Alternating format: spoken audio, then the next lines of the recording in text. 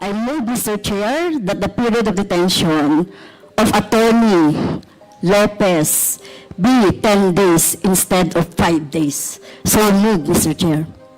I have not yet asked the question, Mr. Chair. Okay, I am please trying to continue. explain my point.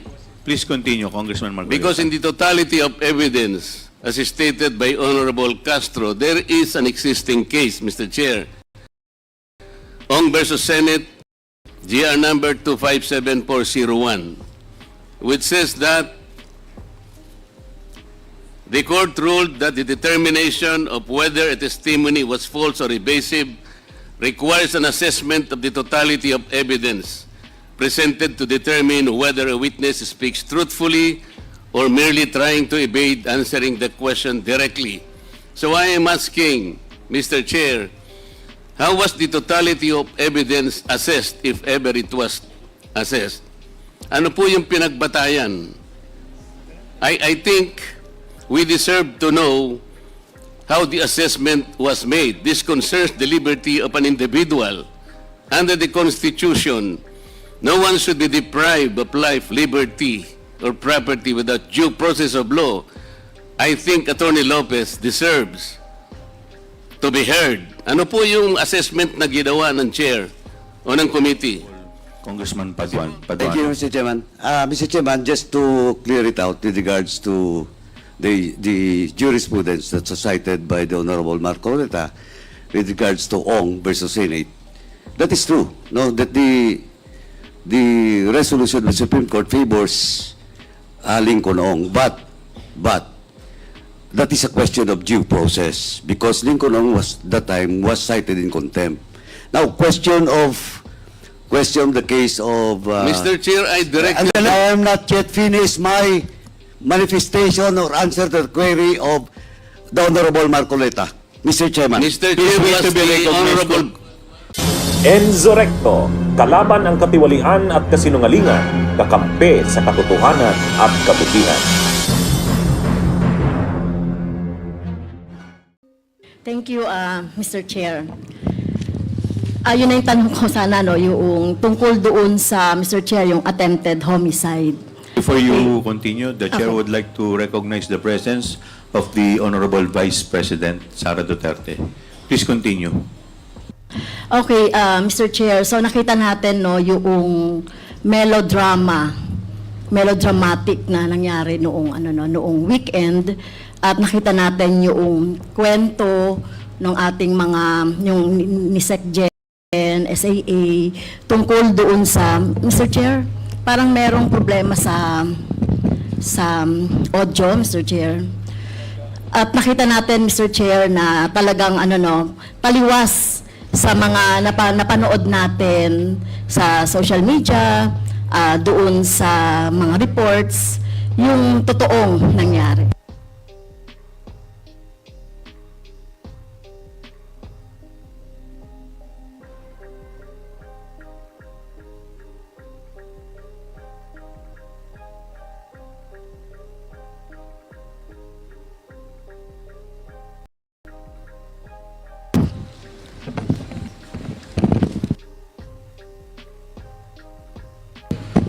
Hello? Okay. So,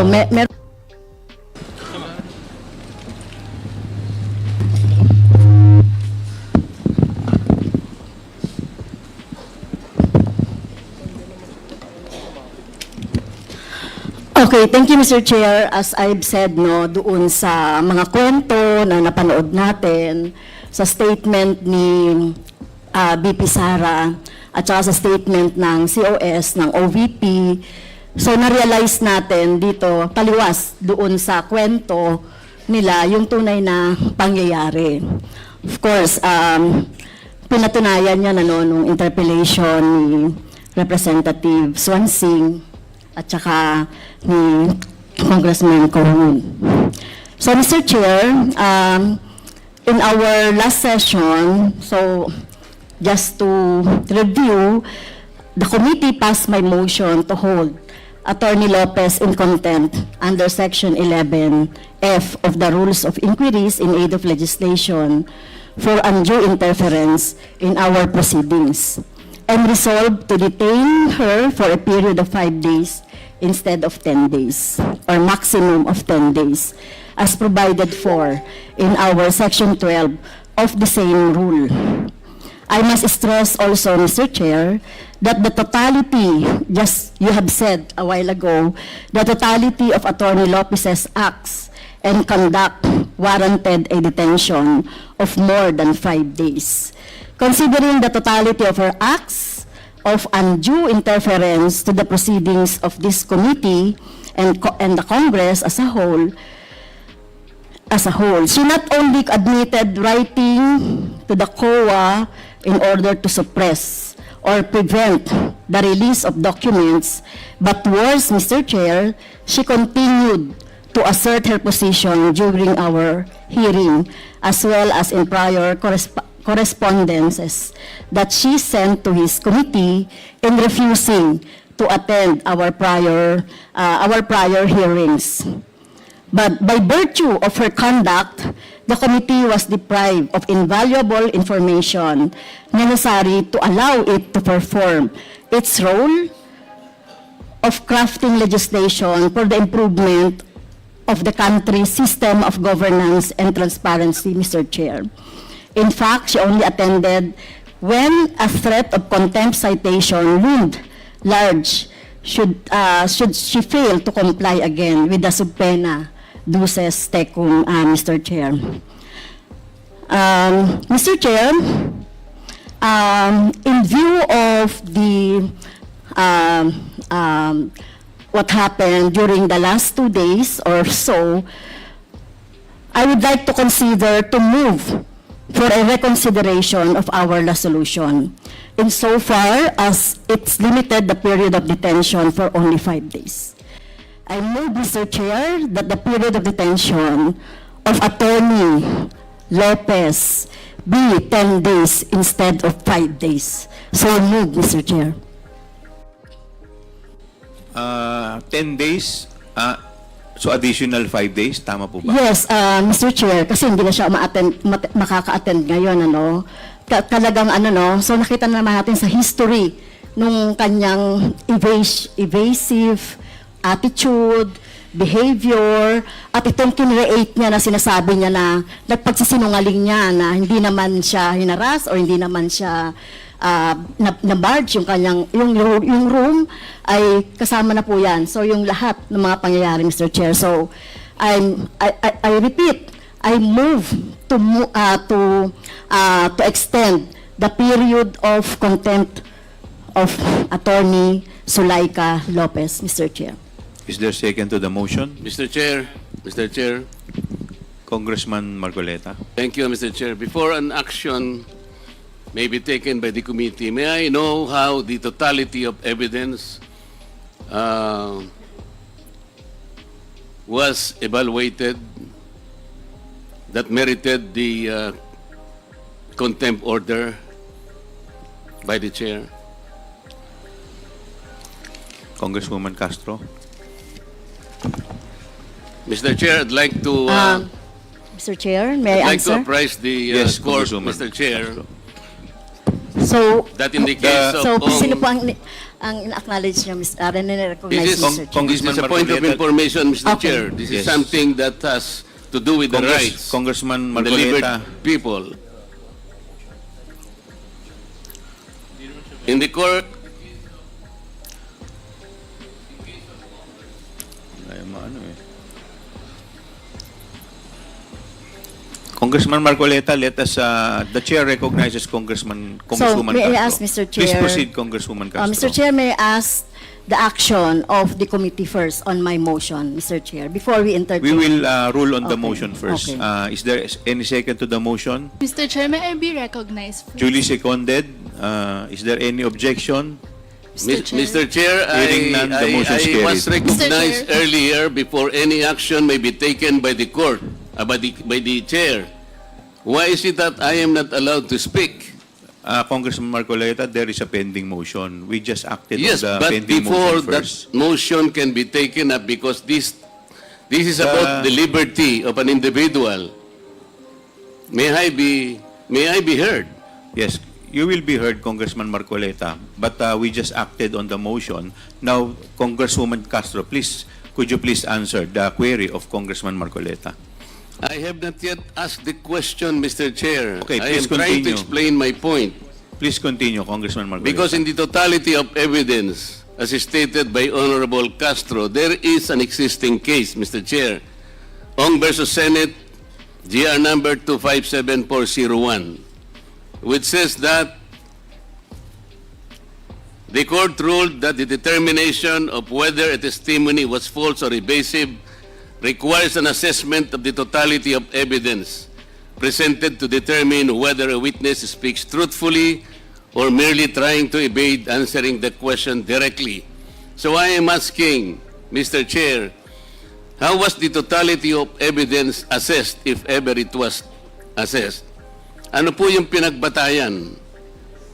I think we deserve to know how the assessment was made. This concerns the liberty of an individual. Under the Constitution, no one should be deprived of life, liberty, or property without due process of law.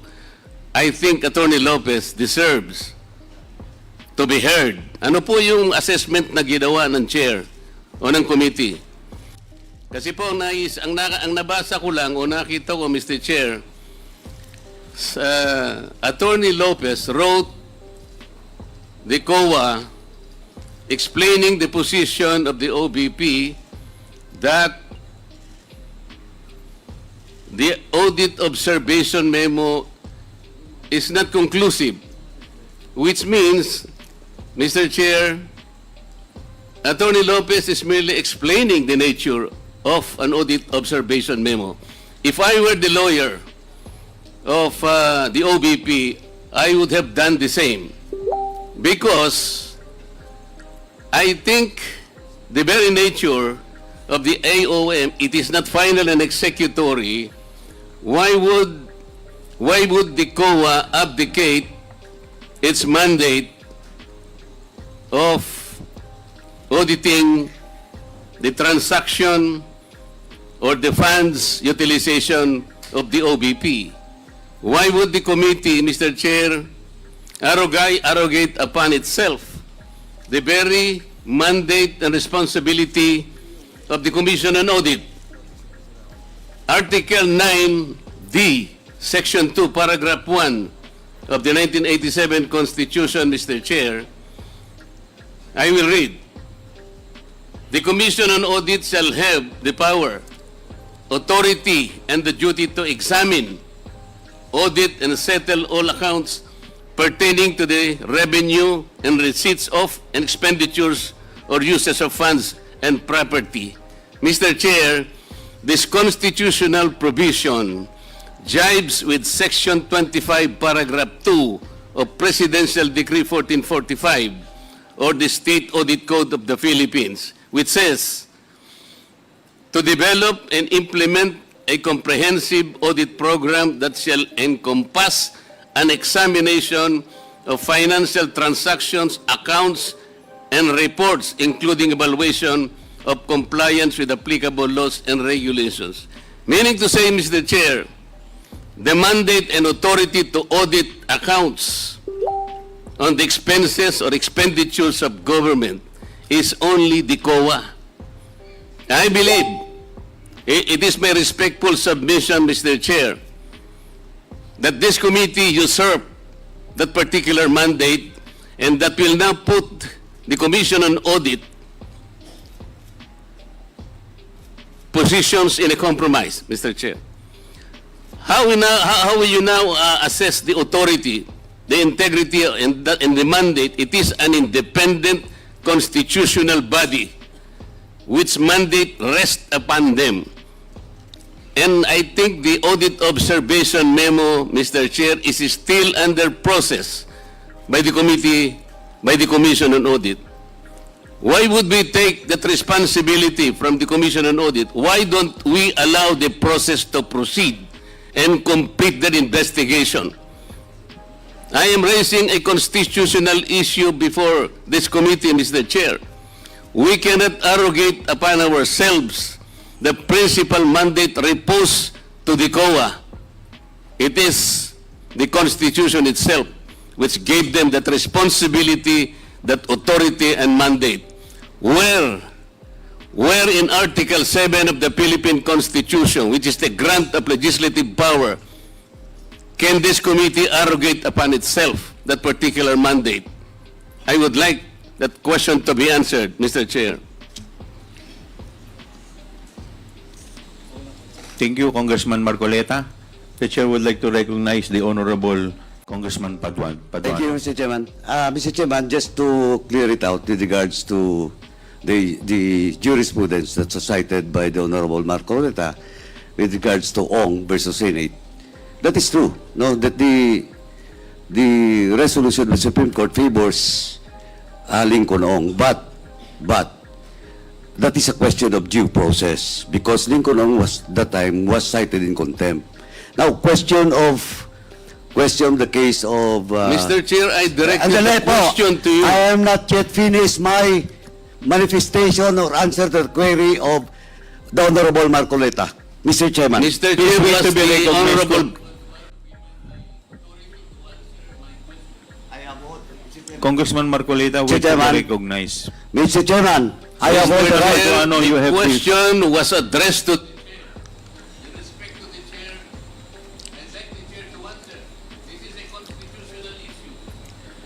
Congressman Marcoleta, let me first recognize Congressman Paduano. Before you answer, before you recognize him, Congressman Marcoleta, you are out of order. I deserve, Mr. Chair, an answer. 1 minute suspension is declared by the chair.